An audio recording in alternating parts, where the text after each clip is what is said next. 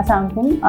आज का हमारा जो टॉपिक है वो है इम्प्लांटेशन फेल्यूर, या जिसको बच्चे नहीं होते या होते हैं तो जल्दी से ज़ाया हो जाते हैं। तो उसमें एक चीज़ होती है एंडोमेट्रियल लाइनिंग। उस एंडोमेट्रियल लाइनिंग की, जैसे बच्चेदानी है ना, बच्चेदानी की 3 तहें होती हैं। एक बाहर वाली जो उसको प्रोटेक्ट करती है, और एक बीच वाली जिसको हम कहते हैं मसल्स, और तीसरी होती है एंडोमेट्रियल लाइनिंग। उस एंडोमेट्रियल, जैसे किसी ज़मीन है उसमें लेयर्स होते हैं, तो उसमें कोई बीज बोया जाता है, तो जस्ट लाइक दैट, तो वो ऐसा समझ लें कि बच्चे के लिए वो ज़मीन है जहाँ पे वो ग्रो करता है या होता है। ठीक है। अब उस जो एंडोमेट्रियल लाइनिंग है उसकी 2 तहें होती है, एक होती है बेसल, एक होती है फंक्शनल। अब वो जो जैसे ही अगर प्रेगनेंसी ठहरती है तो हार्मोन्स की वजह से उसकी तह जो है वो मोटी होती जाती है, ताकि वो उसके लिए प्रिपरेशन है, उसमें ब्लड फ्लो इंक्रीज़ होता है ताकि वो बच्चे को संभाल सके या उसको ग्रो करने के लिए उसके लिए फेवरेबल कंडीशन दे सके।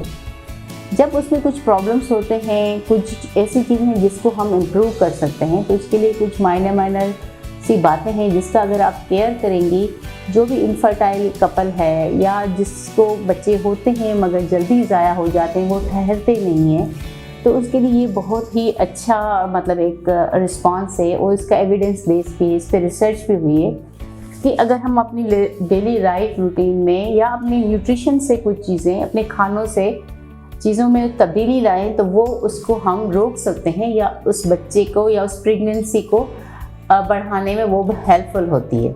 या जो औरतें अभी प्री कंसेप्शन काउंसलिंग है, जैसे कि वो अभी अपना बच्चा करना चाह रही हैं, कि डॉक्टर के पास भी आती है, या फिर उनको शादी को 6-8 महीने भी हुए हैं, या कंट्रासेप्शन से आके अब वो कहती हैं कि हमें अब प्रेगनेंसी करनी है, तो उनके लिए भी ये बेहतर है कि वो उस प्रेगनेंसी को ठहरने में मदद करेगा या उसको हेल्प करे। उसमें पहले तो ये है कि उसमें हमें एंडोमेट्रियल लाइनिंग देखनी होती है। अगर एंडोमेट्रियल लाइनिंग जो होती है अगर वो पतली होती है तो उसमें बच्चा नहीं ठहर पाता, अगर वो मोटी होती है उसमें ब्लड फ्लो अच्छा होता है तो फिर प्रेगनेंसी ठहरती है या उसकी इम्प्लांटेशन फेल्यूर नहीं होता, जिसको हम कहते हैं कि बच्चा जल्दी ज़ाया नहीं होता, या बच्चा ठहर के 6 महीने 8 महीने में वो हफ्तों में जो है वो फेल्यूर की तरफ नहीं जाता। क्योंकि ब्लड सर्कुलेशन अगर नहीं होगी, अगर बच्चे की तरफ खून नहीं जाएगा तो फिर वो फेल्यूर में जाता है।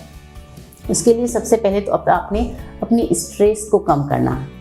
कहना तो ठीक है, बहुत आसान है कि हम कह रहे हैं कि स्ट्रेस को कम करें, मगर फिर भी जितना हो सकता है आप अपनी स्ट्रेस को कम करें।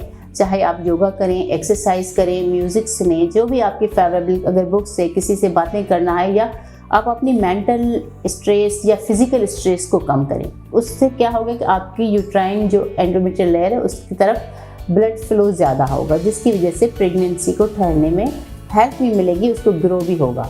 एक दूसरी है विटामिन ई। विटामिन ई के जो लो डोज है वो 2007 की स्टडी से भी जो है वो प्रूव हुआ है कि उसकी वजह से भी इंक्रीज ब्लड फ्लो होता है एंडोमेट्रियल कैविटी को, और बच्चे को सपोर्ट मिलती है ठहरने में भी और ग्रो करने में भी। और थर्ड है आपका जो है rest, adequate rest 7 to 8 hours की, वो भी आपकी इंक्रीज करती है blood flow to the uterine cavity and grow the endometrial lining and help in the thickness of endometrial layer.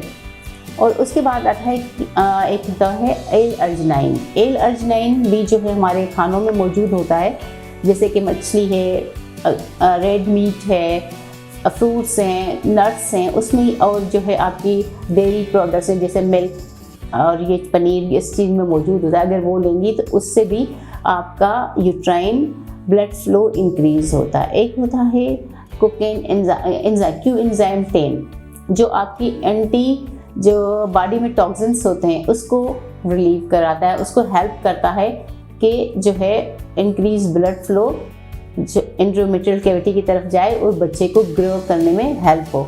तो आज की ये छोटी सी वीडियो मैं उम्मीद करती हूँ कि आपको अच्छी लगेगी और आपको थोड़ी सी एक वे मिल जाएगा या रास्ता मिल जाएगा कैसे हम अपने आप को इम्प्रूव करें, कि प्रेगनेंसी के लिए अगर हम ट्राई कर रहे हैं या बच्चा आपका ज़ाया हो रहा है या बच्चा नहीं हो रहा, तो इसमें आपको ये हेल्पफुल होगी। मेरा नाम डॉक्टर मुख्तार है और मैं अल्तमिश जनरल हॉस्पिटल में होती हूँ मंडे, थर्सडे एंड सैटरडे 6 से 8 बजे। अगर ज़्यादा आपको कुछ पूछना है या कमेंट्स में भी लिख सकते हैं और हमारे पास विज़िट भी कर सकते हैं।